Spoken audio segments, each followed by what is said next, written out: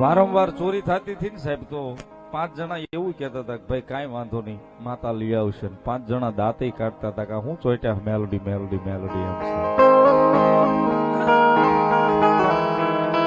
આ આંગળી છે હરખી નથી સાહેબ, બધાની વિચારધારા હરખી ન હોય.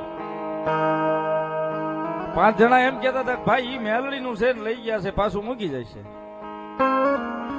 તમે તાર ભરોહો ન ઉડાડતા. અને 5 એવાય સોરે બેહીન, 5 એવાય બજારમાં બેહીન વાતું કરતા હતા કે સોંટ્યા અહીંયા મેલોડી મેલોડી કરે ને આ લઈને વીઆઈ ગયા, કાંઈ કોઈથી ન થાય એમ છે.